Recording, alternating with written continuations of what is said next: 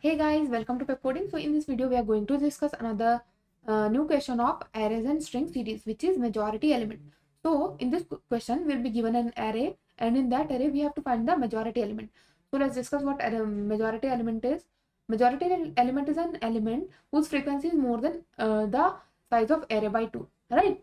So majority element is an element whose frequency of an element is more than n by 2, where n is the size of the array. All right. Now, so we have to find the majority element and print it if exists, and otherwise we have to print no majority element exists. That is written here in this line. Okay. And then we have a note that we have to solve the problem in linear time and in order of one space. So let's discuss what this question says. Let me first of all tell you what is my majority element in this array. So here the frequency of 1 is 5. Frequency of 2 is 1. Frequency of 3 is 1. Frequency of 4 is 1.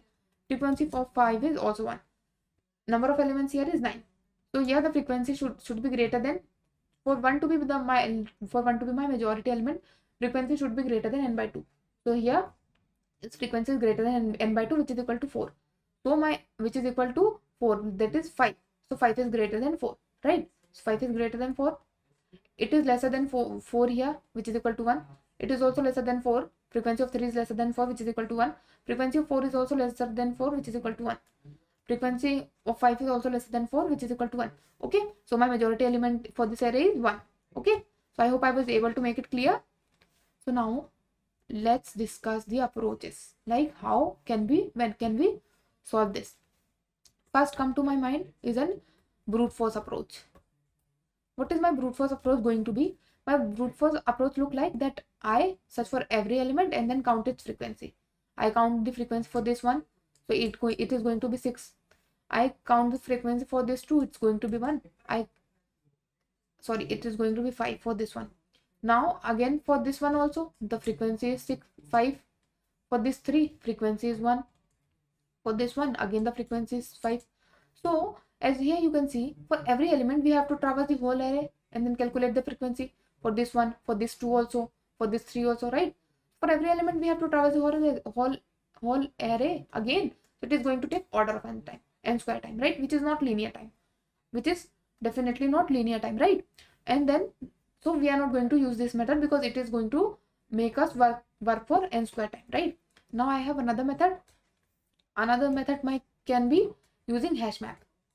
So using hash map, we don't have to traverse the whole array n square time. We don't have to work for n square time. Even if we have to work for order of n time, we are going to acquire order of n space also. How? Let's say with corresponding to 1, I have, like, this is my value and this is my frequency. Okay, this is my hash map of type integer. This is my value, this is my frequency. Now this one is my value and its frequency is 5. For this 2, my value is 2, frequency is 1. My value is 3, frequency is 1. My value is 4, frequency is 1. My value is 5, frequency is 1. So it is going to take order of n space, right? Like, note in this case, but whenever it is going to take order of n space in worst case scenario. Let's say my array element were like this: 1, 2, 3, 4, 5, 6, 7, 8, and 9. Okay, these are 9 elements. All are distinct. So it is going to make a hash map like this, right? For 9 also, right? Which is going to take order of n time, right? So we don't have to do. We have some constraint here, that is time complexity should be linear and space complexity should be of order of 1 time, order of 1 space, right? So we are also not going to use this method. Okay, so now let's think which method to use. So now if I say I have another method to tell you, which is my pairing with the distinct element, pairing with distinct elements. So again, let's make my array here, which is equal to 1. If I arrange my array in this way, 1, 1, 1, 2, 3, 4, 5. Okay. So till this point, I have all the ones. Now, as here, my ARR of IDX plus 1 is not equal to my ARR of IDX. So I'm going to map this element to this 2. Map this one with this 2. Now again going to map this one with this 3, which is distinct to my 3, right? Now my frequency of 1 become equal to 3 now. So I map this 3 with this 4, which is 4 is, because 4 is not equal to my 1. I map this 1 with this 5. So frequency of 1 is now become equal to 1. Okay, so this one can be my majority element, right? Can be a valid candidate to be my majority element. Okay, so I'm going to use distinct element pairing distinct element method, distinct element approach. Okay, I'm going to use this. Now if I erase this, okay, so I hope I was able to make it clear to you. So I'm going to erase this and give you another example. Okay, let's say my array elements are like this somewhat: 1 2 5 2 4 8 9 9 and 6 6. Okay, so let me just rearrange this: 1 2 2 4 5. This order can be anything: 6 6 8 and then 9 9. All right, so if I arrange them in this manner, let's see here. First of all, my value is equal to 1 initially, and my count of 1 is also equal to 1 now. All right, now I check if my is, and now I start from here. That is, my value is initially equal to ARR of 0. I start from ARR of 1. Now I check, is my ARR of I is equal to my value? No, it's not equal to my value. So what am I going to do? I'm going to map this 1 to this 2. When I assign this to this, I decrease my count to 0. Okay, and now what am I going to do? When my count becomes 0, that is, my 1 is mapped with some element, that is, no distinct unpaired elements are remained here. So I start from here. So now my value become equal to ARR of 2, ARR of IDX plus 1. Now my value become equal to what? Now my value become equal to 2 now. Okay, and I again initialize my count to 1 because my frequency of 2 is 1 now in right. Now I'm going to check this value with AR of IDX, which is 4 now. Is 2 equal to my 4? So no, it's not. So I map this 2 to my 4. Again the count decrease to 0. Again when count become decrease to 0, that is, my distinct unpaired elements are now 0. So I start from here. My value is 5 now. What I increase again my count to 1. I check this 5 and this 6. Both are unpaired and both are distinct. So I pair this 5 to 6, decrease my count to be 0. When my count becomes 0, it means these both are also paired, right? Now I initialize my value with this value, which is equal to 6 now. My value is 6. Okay, my value is 6. I check, is it equal to my AR of IDX? No, it's not equal to. So I map this 6 with this 8. All right, when I map this 6 with this 8, so my count for 6 became equal to 1. I decrease this count, right? And my value become equal to this now. Value become equal to ARR of IDX. All right, if my value become equal to ARR of IDX, my value is now 9. I check if this ARR of IDX is equal to my value. Yes, it is. So I'm going to initially my count was 1. Now my count is equal to 2. I'm going to increase my count.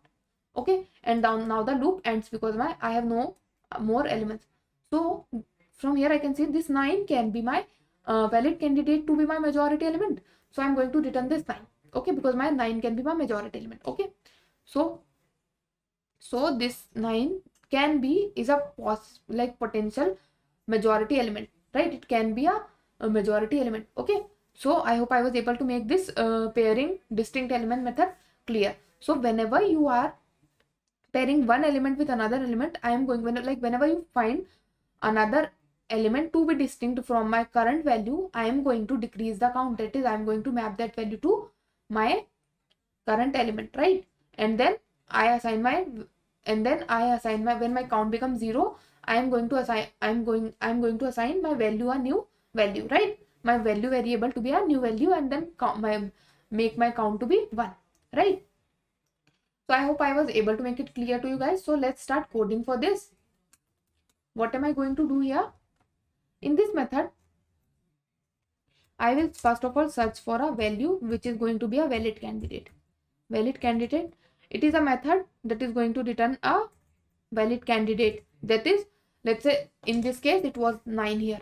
Okay, it was 9 here. So first of all, I just have found one thing, that my 9 can be my valid candidate or not. And once I found this 9 to be my like as a potential valid candidate, then I'm going to search for the frequency of 9 in this whole array, and if it becomes greater than n by 2, I will print this 9. Okay, it means my 9 is my valid candidate, right?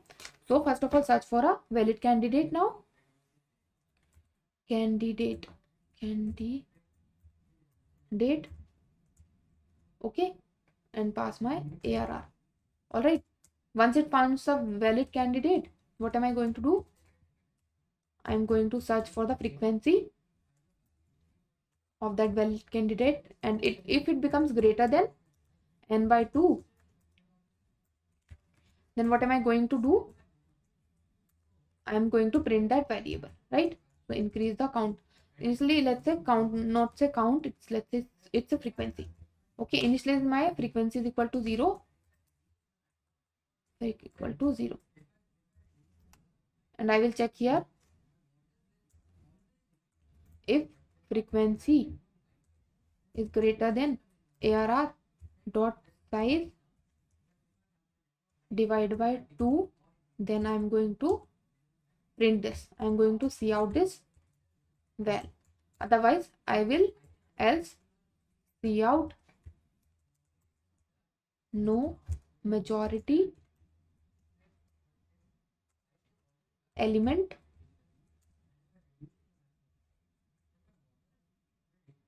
exist. All right. Now let's write my valid candidate method. So in this method, first of all, I will be having a value which is initialized to ARR of 0, right? Then what am I going to do? I will be having a count variable which is initially equal to 1, right? Because the frequency of at least one element is going to be at least 1, right? Because for every element, frequency is equal to 1. Now I will start from index 1, int I is equal to 1, I less than ARR dot size, and then increase it, and then now check if my ARR of I is equal to my value. If it's equal to my value, I am going to increase my count, that represent my frequency initially, right? Then else, otherwise, if it's not equal to my value, that is my value is not equal to my current element, so I'm going to map that value to my current element. Okay, so decrease the count. Okay, let me write here map value to distinct element. Okay, and decrease my count, and whenever my count become equal to 0, that is all the previous elements are mapped with someone, when my count become equal to 0, I have another value to check, right?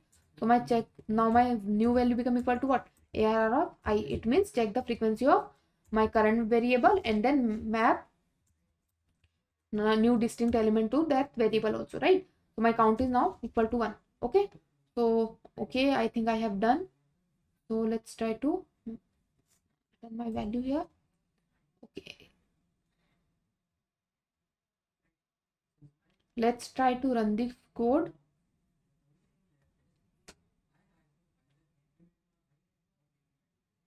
Okay, accepted, and let's try to submit this.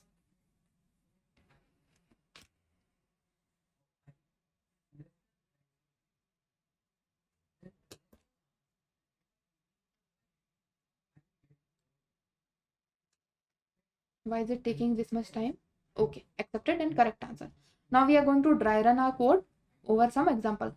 Let's take the example of our input, that is 221122. Okay, so let me run this code first of all. Let me take a snip. Okay,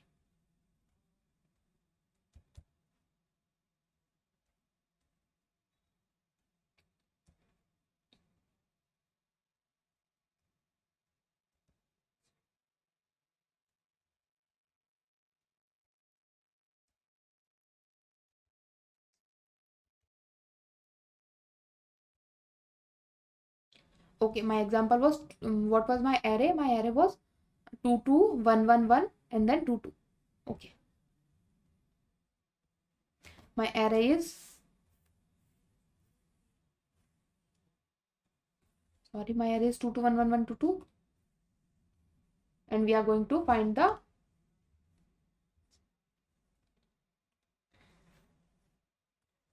2 2 1 1 1 2 2.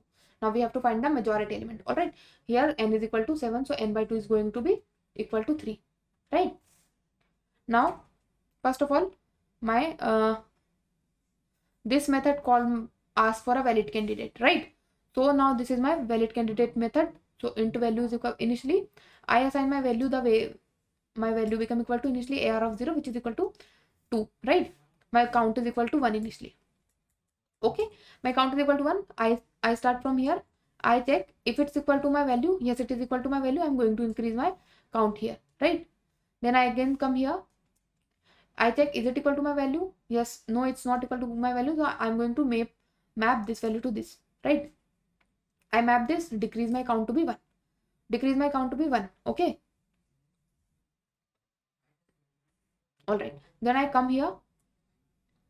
I check, is this equal to my value? No, it's not. I'm going to map this to this one. Decrease my count to 0. Now my count, when my count become equal to 0, I'm going to do what? It means all of my distinct like unpaired distinct elements that are unpaired are now paired, right? So now that is all my distinct elements, all my unpaired distinct element are now equal to 0. So I'm going to search for, like, I'm going to start from here. So now my value become equal to 1 now. Okay, value is equal to 1. I search, see here, is it equal to my value? No, it's not. I'm going to map this 1 to this 2. My count was, when I initialize my value to 1, my count become 1, right? So it become now 0 when I map this 1 to this 2. Okay, it becomes 0. Okay, so I am it means this 1 is mapped to this 2. All right, now I'm again going to assign my value to be 2 now this become equal to my 2. Okay, and its count is equal to 1 now. And now my array is, like, now my array is over. No elements are remaining, so we are going to return this value. So my this 2 can be a possible valid candidate. So it come here, which is equal to 2 now. My frequency initially is 0. I search for the frequency of 2 here, right? That is from till this index to the last index. When each element matches 2, so I'm going to increase the frequency. Now I check my frequency. So my frequency is 4 now. Frequency equal to 4. So I check if 4 equal to greater than 3, that is 4 greater than ARR dot size by 2? Yes, it is. So I'm going to see out, well, this is equal to 4. Sorry, which is equal to 2. Right? I'm going to see out well, and then my code is over.